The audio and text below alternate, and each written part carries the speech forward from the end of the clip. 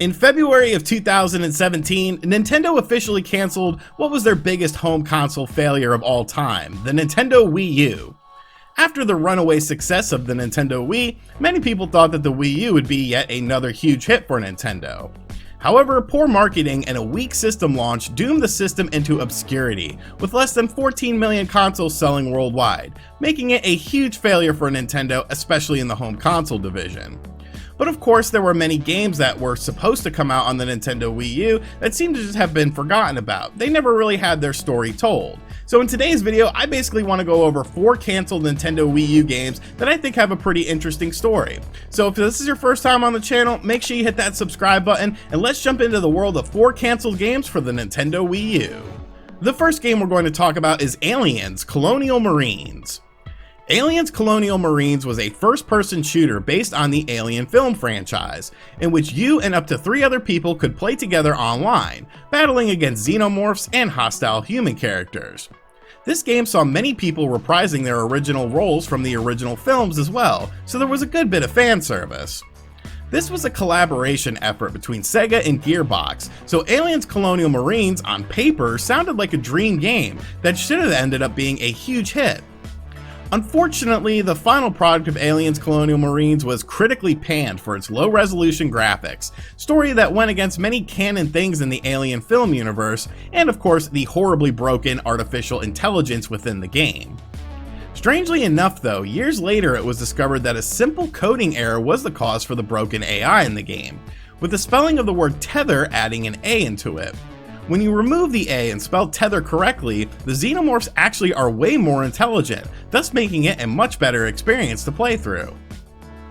Aliens: Colonial Marines was scheduled to launch alongside of the other versions of the game, available on the PS3 and the Xbox 360, and Gearbox's Randy Pitchford touted that the Wii U version of the game was the best version of the game because of the graphics and the use of the Wii U gamepad.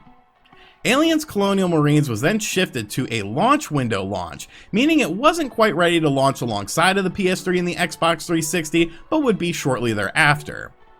It was then revealed that there were some serious issues between Sega and Gearbox over the game, and an alleged Sega of Europe tester took to Reddit to talk about the Wii U build of the game being broken and somehow worse than the other versions of the game. I have played the Wii U version. The one that is supposed to be the best of them all, it is not. It is the worst. It is a bit of a joke.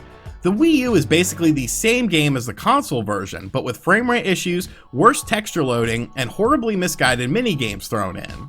These minigames were actually exclusive to the Wii U build of the game and include some touchscreen and gamepad things to do in the game. After this, Gearbox and Sega went quiet on the game, until Sega officially made a statement in April of 2013 to IGN that Sega can confirm that the Wii U SKU of Aliens: Colonial Marines is no longer in development. All that remains of Aliens: Colonial Marines are trailers for the Wii U version of the game on Nintendo's YouTube channel, and shattered memories of the game as well. Next up, we're going to talk about Project Cars. Now, with the popularity of games like Gran Turismo and Forza, many realistic racing games started sprouting out to cash in on the craze with their own feel of racing games. Project Cars was announced to be coming to the Wii U in 2012 by Slightly Mad Studios, the team behind the Need for Speed Shift series, and right out of the gate they touted many Wii U specific features for the game, giving Wii U owners hope of a quality version of the game. You could use the screen as your primary view, allowing you to transfer play of the game between the TV and the screen on the go if you wanted to play around your house. You could use the screen as a secondary view with a rear view mirror, an overhead map, and telemetry system. You could use the Wii U gamepad as your main controller method, drive by tilting the controller, and use on-screen buttons on the Nintendo Wii U gamepad as well, such as toggles and switches on a wheel. You can manage decisions in the pit by swapping your tires as well. There was a personalized camera system where you could pose for the podium, and you even had the ability to flick between the gallery to your TV if you wanted to take photos and private chat with other teammates. Over the first few months of 2013, Slightly Mad Studios was very boisterous about Project Cars for the Wii U, saying that it wasn't going to be a crappy version of the game, will look and feel amazing, and that the Wii U gamepad just screams innovation. Project Cars was supposed to release on the Xbox 360 and PS3 as well, but these versions of the game were cancelled in November of 2013 and then moved on to the Xbox One and the PS4. During this same announcement, Slightly Mad Studios did reaffirm that the Wii U version of the game was real and still coming, and the game was given a tentative release window of fall of 2014. In January of 2014, I actually interviewed Andy Tudor of Slightly Mad Studios to talk specifically about the Wii U version of the game for the website Nintendo Enthusiast. Andy was very promising about the Wii U version of the game and spoke specifically about the graphics. I literally just had a blast racing around one of our tracks in the rain, the most graphically intensive weather setting, and it held up pretty damn well. Of course, there are some optimizations still to be done, but side by side, the Wii U version we have running in the studio is extremely promising.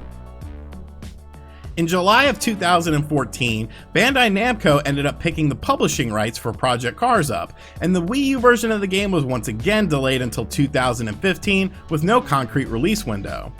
Once again, however, Andy Tudor spoke about the Wii U version of the game, saying the following: "We obviously delayed the Wii U version of the game until 2015, and there are some passionate people who got in touch with us about that. There's no conspiracy here. We announced the Wii U very early on in our development cycle, and some people think that because we've been working on it a lot longer, it should be out by now." In October of 2014, the other versions of the game for the PS4 and the Xbox One were also delayed until 2015. Finally, in May of 2015, Project Cars released for the Xbox One and PS4, but the Wii U seemed like a bit of an afterthought. In late May of 2015, Slightly Mad Studios head Ian Bell said that the Wii U version of the game was always a maybe, and then the game later was confirmed by Bandai Namco to be too much for the Wii U to handle and was then cancelled. The most amazing thing to me is that with all the positive things that Slightly Mad Studios said about the Wii U version of Project Cars, not a single trailer, not a single screenshot was ever released for the Wii U version of the game, leading many people, myself included, to think that maybe Slightly Mad Studios used the hungry Wii U audience to garnish more attention for their game, and never really had anything running on the platform. I guess we'll never truly know the answer to that though. Next up, we're going to talk about Crysis III. Now, one of the more interesting things about the Nintendo Wii U was the commitment to third-party games when the system was first unveiled. Many third-party companies were touted for the system, and one of those companies was EA. At E3 2011, EA's John Riccitiello walked out on stage to talk about the unprecedented relationship that was brewing between Wii U and EA, and it seemed like EA was going to be a huge cornerstone for the Nintendo Wii U third-party lineup. And for a very brief period of time, it actually was. Many EA games were announced for the Nintendo Wii U, such as Madden, FIFA, Mass Effect 3, and Need for Speed Most Wanted. While Madden and FIFA were available during the launch of the system, Mass Effect 3 and Need for Speed Most Wanted were delayed, and with the Wii U's sluggish hardware and software sales, it really diminished the relationship between EA and Nintendo very quickly. Just 6 months after the launch of the Nintendo Wii U, EA had no more games in development for the system, and never released another game on the platform. One game that was in development for the Wii U but was never officially announced was actually Crysis III.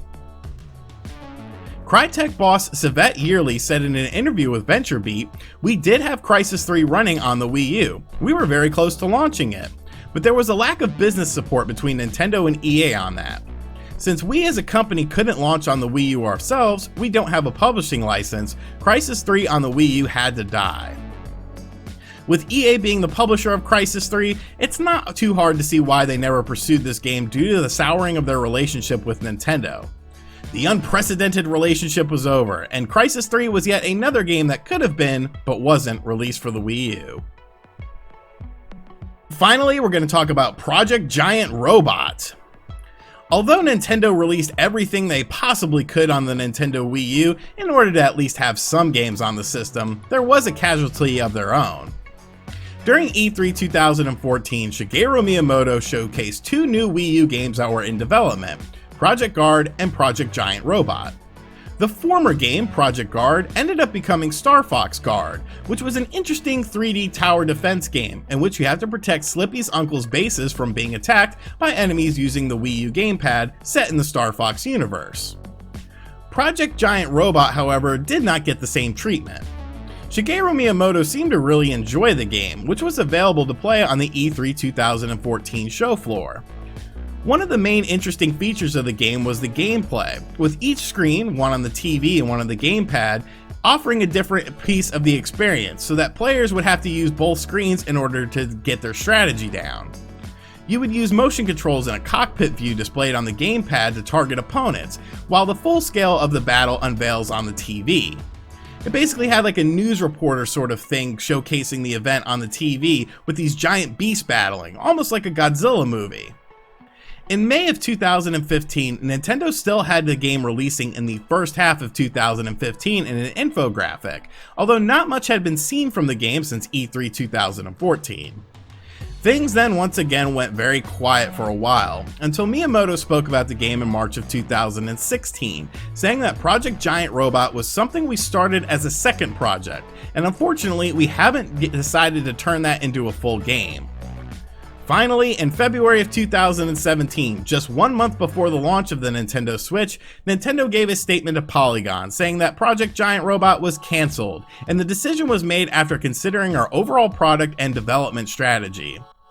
While it might not have had a chance to stand up as a full-on release, I am kinda surprised that Project Giant Robot never at least saw an eShop release on the Wii U, but alas, it wasn't meant to be.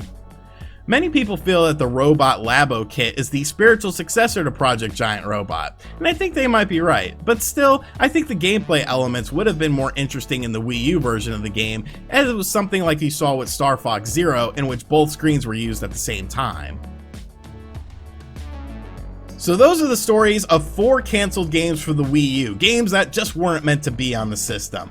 I had a lot of fun researching these stories and really getting into the nitty-gritty of why these things didn't happen, so I hope you guys enjoyed this video. Now I want to know, do you guys think these games would have made any sort of impact on the Wii U? Would you have picked up these games or anything? Be sure to let me know in the comments section down below, and as always guys, thank you for checking out this video. If you're new to the channel, make sure you subscribe and turn on notifications and check out other videos on the channel, and if you enjoyed this video and want to see more videos sort of done in this style, be sure to share this video around and maybe I'll look at some more canceled stuff in the future and just more in-depth projects in general. And as always folks, I'll catch you guys on the next video.